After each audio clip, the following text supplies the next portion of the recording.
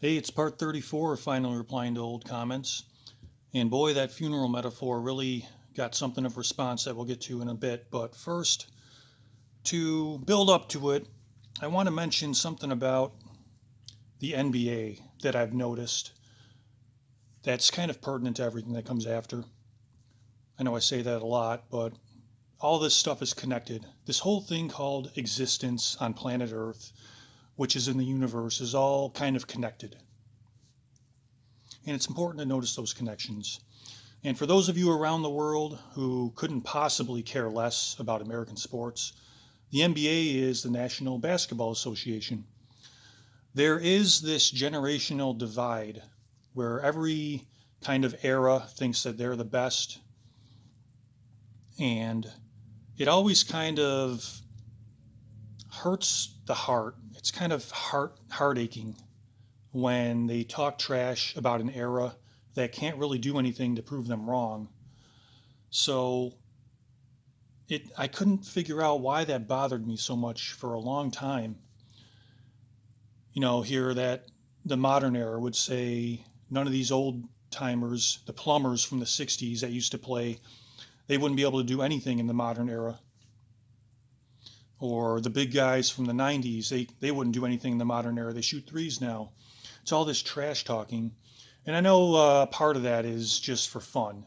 You know, I love old Inside the NBA is my favorite sports show because of all the trash talking they do. But there's something about the divide between the generations that is hard to just laugh off. And I finally figured out why, because I went through the same experience myself in the modern era, which what turned me off about the modern era is what turned off a lot of people from modern NBA is that, say a player will pick up the ball and then hop back over the 3 point line and then shoot it and make it. And for some reason, that 3 point shot counts in the game. The referees don't call double dribble, they don't call travel, and the announcers say, this is an amazing performance. We've never seen anything like this before. And the fans cheer. For some reason, the fans don't boo them out of the building. And the previous generation, the Michael Jordan era, there was a series of VHSs that came out called Dazzling Dunks and Basketball Bloopers.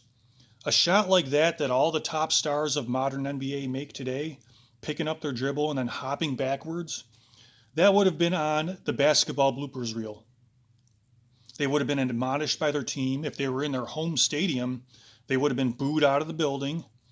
And if they were low on the totem pole, like they just came in for their first try and they did something like that, they probably would be wondering if they were going to have a job in the NBA next year.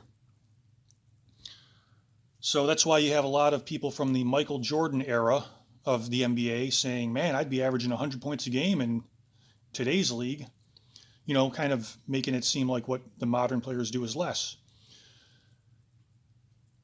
And then to go even further back to the Wilt Chamberlain era of the NBA back in the 60s, the great Wilt Chamberlain, he looked at the Michael Jordan era and he said, if Michael Jordan had come into the basket with one of those fancy dunks that he does, he would have been seen as a hot dog in a showboat, and he wouldn't have been allowed to do that a second time. At least he wouldn't have been able to walk away from it.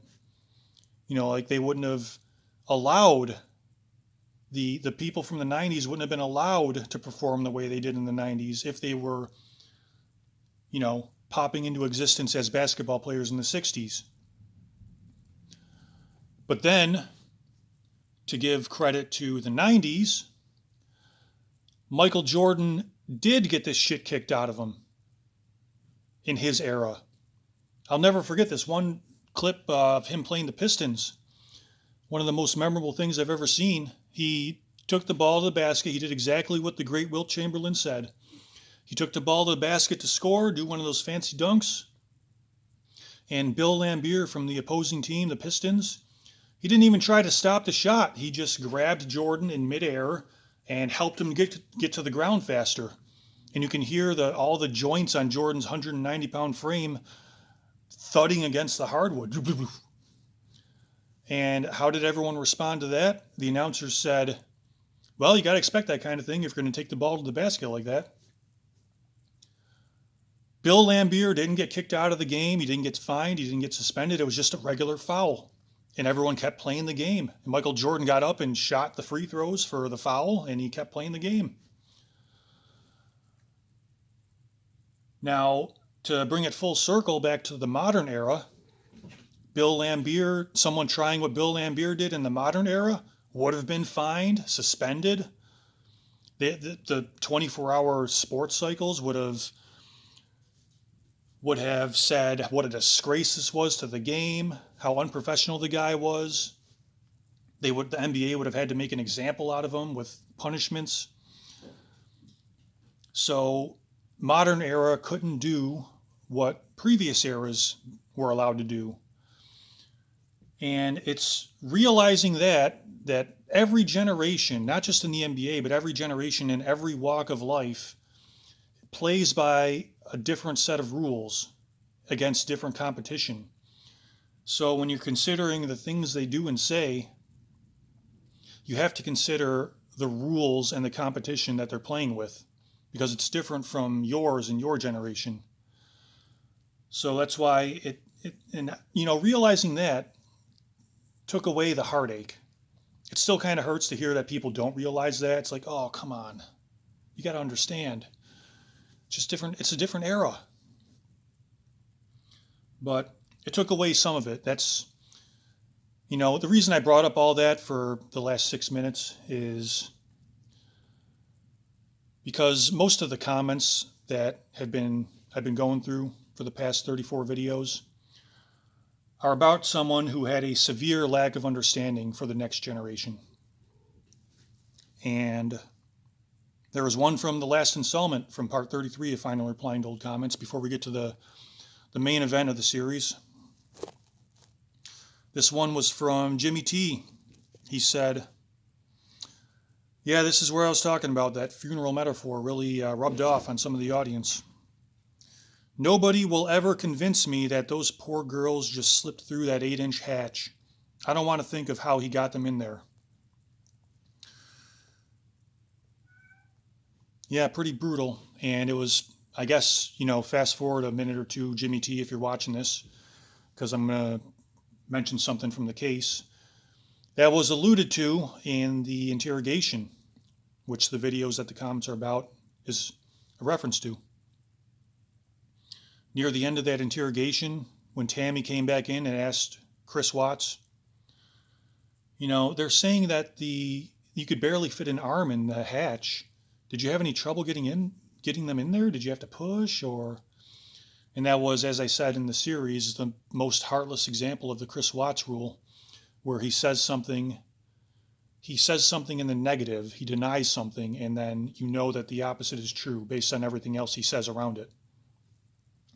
Because you could barely fit an arm in that hatch. Did you have to push or anything? Was it hard to get him in there? And Chris said, not really, no. Now he's having an image put in his mind of what should be the most horrifying event in a father and husband's life. Forcing the small bodies of his small children through an 8-inch hatch too small for their bodies. And he just says, not really, no. Because all he's thinking about is, am I going to get it? I know how horrifying that is. Am I going to get away with this lie that I didn't have to struggle? But we know he did have to struggle because the evidence showed hair around the rim of the hatch. And Bella's lip was torn from being crammed through. So it was as horrifying. And Tammy kind of realized from that answer what a monster he was, that he really did have to really push to get them through the hatch. Because her next question right after that, unprompted, was, there's no chance that they were still alive when you put them in there, was there? And Chris is like, oh no, they're on to me. No. Oh, God, no. But from all the evidence that's already been covered, then we kind of know that he just took away their air long enough for them to stop responding. He's not an expert on when people die, so they probably were just unconscious. He was just trying to get them to stop moving so they wouldn't fight when he put them through the hole. And wow, that's a horrific way to start the rest of this video. But thanks for the comment, Jimmy T. You can come back now, Jimmy T. It's the horrifying part that you didn't want to think about is mostly over, unless it's going to come up in one of these other comments where we left off in the section from his master plan revealed, part 13. So the next comment up was from Megatinny, and it's too close to the horrific comment that I just did to do this song. I don't really feel like doing that. Doesn't seem like it would be appropriate for Megatinny's name. So I'll just read the comment. Spot on. Only concern for his fate and none for his family. No remorse either. What a good transition from Jimmy T's comment. 2 videos apart. 2 videos and 4 years apart. And one comment transitions perfectly from the previous comment. Up next, Sweet Universe said, in my opinion, Watts staged the life-size doll so that it would look like it's in the morgue. He's throwing a hint out to Shanann of what's going to happen.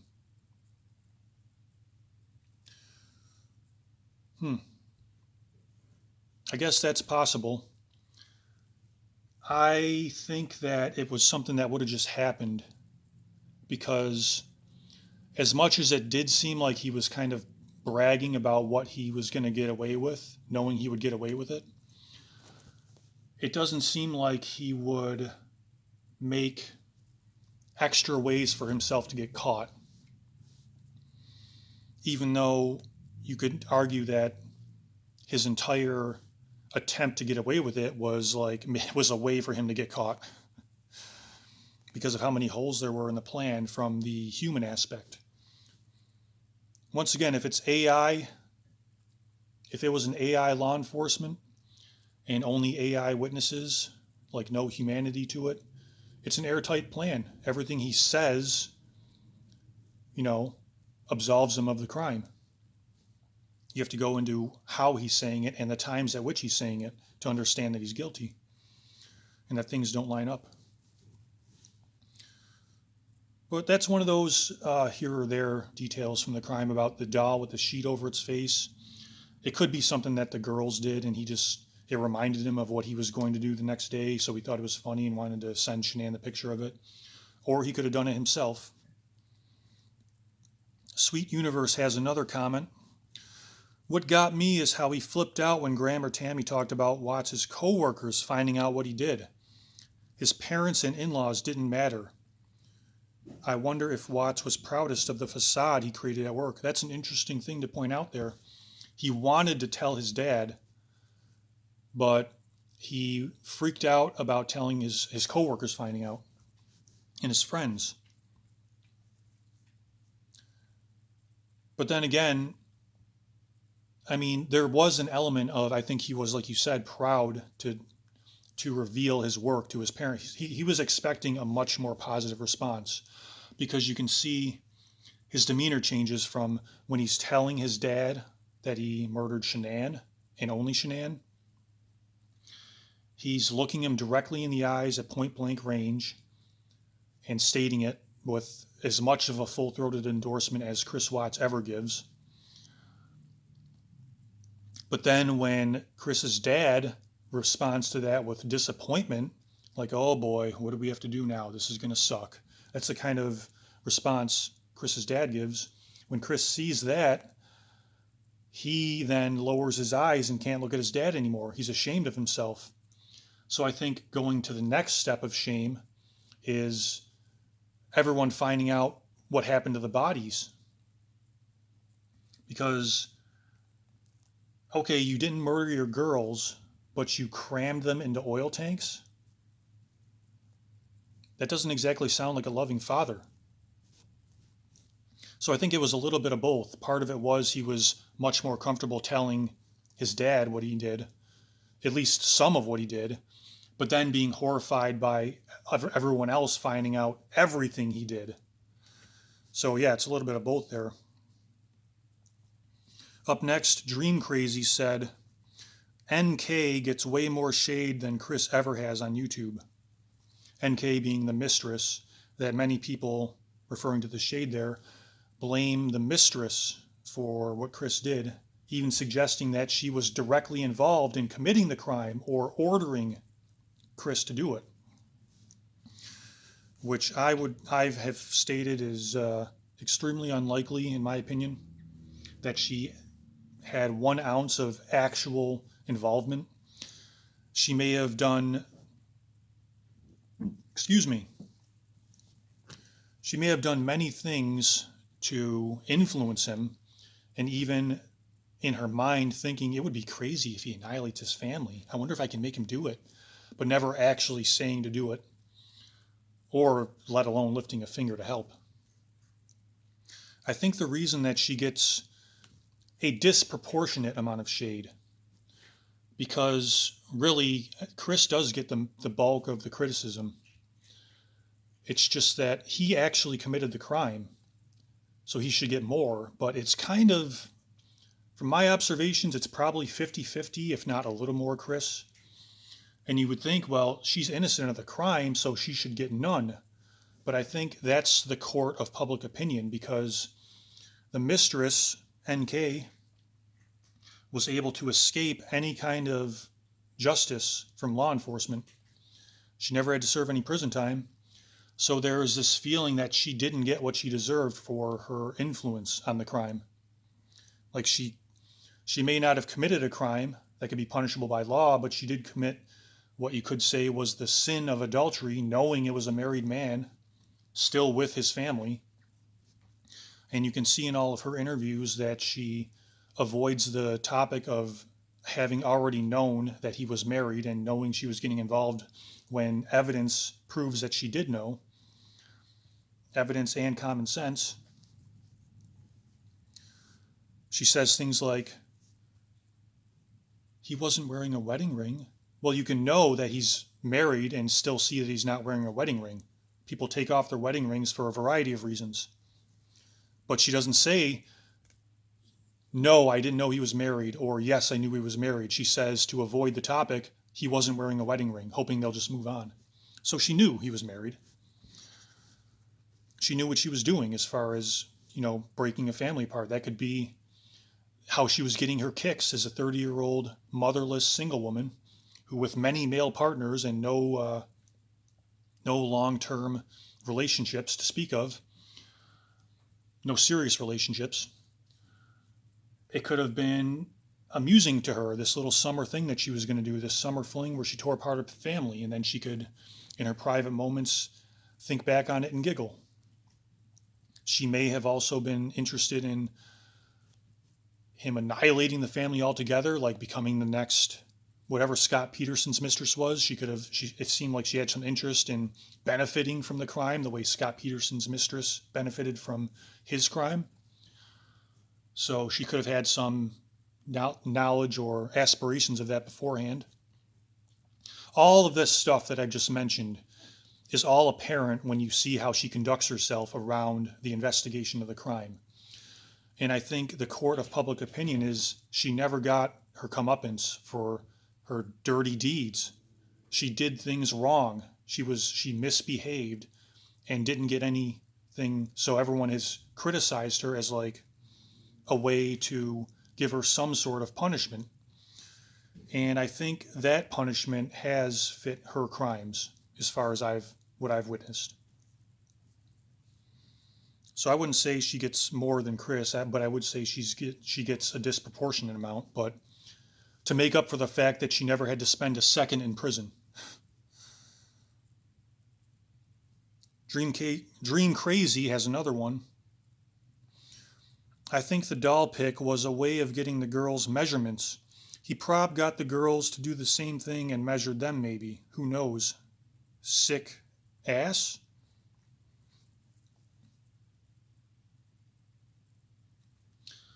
Well, I guess I'm kind of aloof to the mechanics of taking pictures of dolls. I'm not really sure how taking a picture of a doll would get the girls' measurements. So, hey, if you're still watching, how about you elaborate on that a little bit there, Dream Crazy? Up next, Lee McGrish said, "No one will ever think Chris is nice," in all caps. That's a way to plainly state it. Thanks for helping out the algorithm by adding a comment. Lee McGrish had another one saying, "Chris should have driven his work truck off a cliff." You know, that's the thing about, you always wonder that about criminals. Man, why couldn't they just have died in a horrible tragedy before they committed their crime? You know, you think that a lot. What if someone should have assassinated Hitler? And I would say overall that would be a positive because it would avoid the tragedy that the crime they committed. But then you got to wonder, this terrible person that was going to do a terrible thing is going to be remembered as a victim of a tragedy. That's their legacy. So it's not a completely good thing, because on the one hand they were exposed. Committing their crime exposed them for who they are. And now they're remembered as that scumbag who committed the crime. Whereas dying before they committed the crime, they're just remembered as a victim of a tragedy. Poor so-and-so. But I would say overall, yeah, it'd be nice to just avoid all crimes if all of the criminals could die beforehand.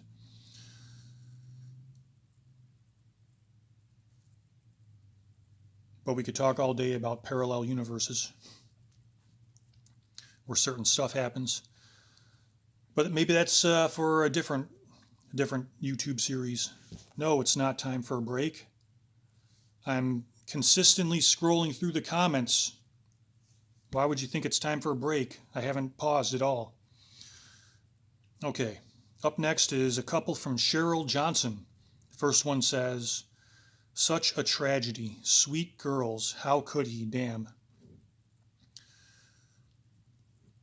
Pretty much stating the obvious there, Cheryl Johnson, but I appreciate you contributing. The next one from Cheryl Johnson is, "Your videos are great. I look forward to them." I'm glad you think so, Cheryl Johnson. I appreciate you contributing once again. And I look forward to more. Deb Richardson said, "Great as always. I really enjoy watching your channel. Thank you." Thank you, Deb Richardson. I think you're from the Great Down Under, Australia, from what I remember. So, just want to rewind that there. Say that, hope you guys are taking care of yourself down there, enjoying your summer. Up next, Wanda Patterson said, "Best analysis of CW on YouTube. Always look forward to your videos. Thanks." Put that in a trophy case of reasons why I wanted to have proof that this comment section exists. Rosemary Kennedy with another one. "Great analysis as usual. You pointed out so many things that I missed." And that wonderful comment from that considerate, helpful commenter is how we wrap up the comment section of part 13.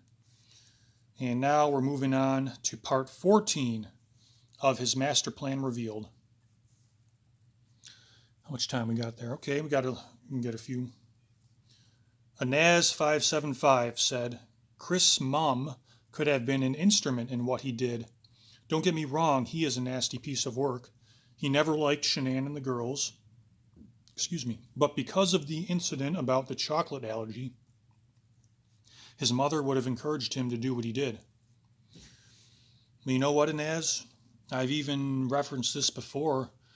I think it's possible that the oxy that Chris used to drug Shanann and tried to make her miscarry, everyone thinks that was from the mistress, which is possible. There's no proof.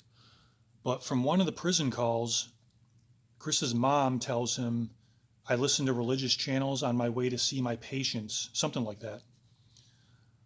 Correct me if I'm wrong. I'm not trying to incriminate someone of something they didn't do, but I remember hearing that and thinking, wait a minute, patients? Are you some kind of psychiatrist? Are you a doctor? Are you doling out drugs? Are you the one that got the drugs that gave the drugs to Chris to try to make Shanann miscarry? After you and your daughter tried to make Cece eat the deadly nut ice cream that she's allergic to, trying to take these kids out one by one. That was my thought when I heard her talking to Chris about going to see her patients or clients, whatever they were. I know it gave me the idea that maybe she gave him the oxy. That I haven't heard anyone else suggest that. So it is a closed case, though. You know, Chris's parents get a lot of shade on YouTube as well. So I certainly don't need to add to that. But that is worth considering for anyone looking to find total justice for the victims.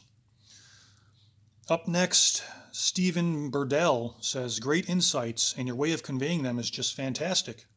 Hope you stay around for a long time. Thank you, Mike. Well, that was so nice of you to say, Stephen Burdell. Here we are 3 years later. And I've pretty much been staying around and, obviously in an ancillary way talking about the same crime 3 years later and replying to all the comments to it. So I've held up my end of the bargain. I've stayed around for a long time. No, that's putting too much pressure on you, saying, oh, you want me to stay around for a long time? Are you going to stay with me? I've thought that about Call Me Kevin a lot. Like, it seems like Call Me Kevin is losing his passion for gaming and making videos about it. And it seems like he's getting lower energy. He seems not as enthusiastic, less happy in his videos lately. Like, it seems to be like a downward trend where he's getting less and less happy over time doing it. And I'm like, man, I don't know how to bring it up, or if you'll even read the comment, because I don't know him personally. I'm just a fan. But I'm always like, I hope just do something that makes you happy. I appreciate the laughs you've given me. You've given me more laughs than anyone else in entertainment over the past several years. If this is not making you happy anymore, do something that makes you happy. I might not be into it, but I want you to be happy because I appreciate the laughs you've given me. So maybe Stephen Burdell is saying something like that. And I shouldn't be putting pressure on Stephen Burdell to stick around with me if I'm not doing something that he wants to stick around for. There, did I wrap that up nicely?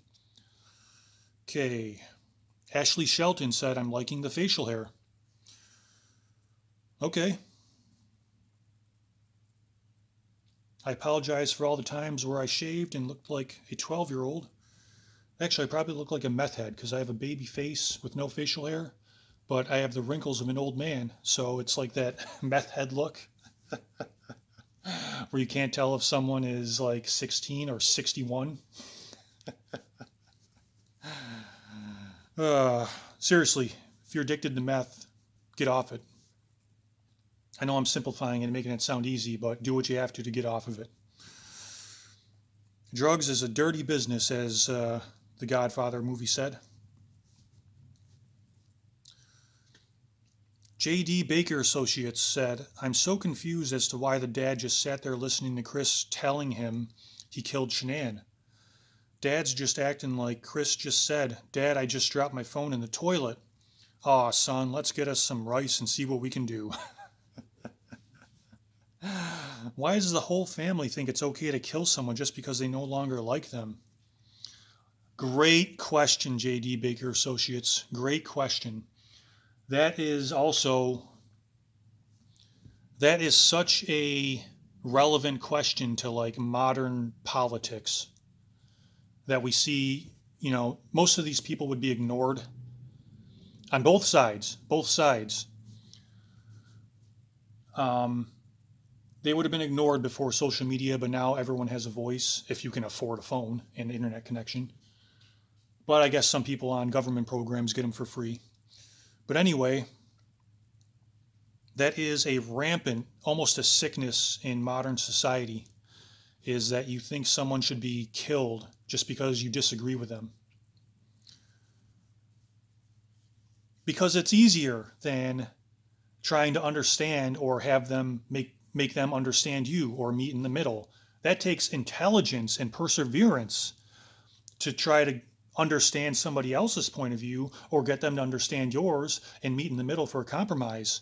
That's a lot of work, and that takes a big brain to do something like that. So it's easier to just kill them. That's why the extremists on both sides are okay with just eliminating someone who disagrees with them, not someone who's actually doing something wrong, just disagreeing, because their education and experience has led them down this road instead of your road. You're on that road, you should die. How about just showing them your road and how to walk on it? They may not want to, but you tried. Plus, maybe you'll one day end up on that road somewhere else. Maybe your roads converge somewhere down. All right, the road metaphor is tired. I think we'll end here with Moonstar. Hi, Michael. Love your vids. You're awesome. Amazing reviews that bring up points that I hadn't even thought about. You're quite the thinker, putting so many things into perspective that are relevant that many do not notice. Wonderful work. And there you go. There's an example of it working.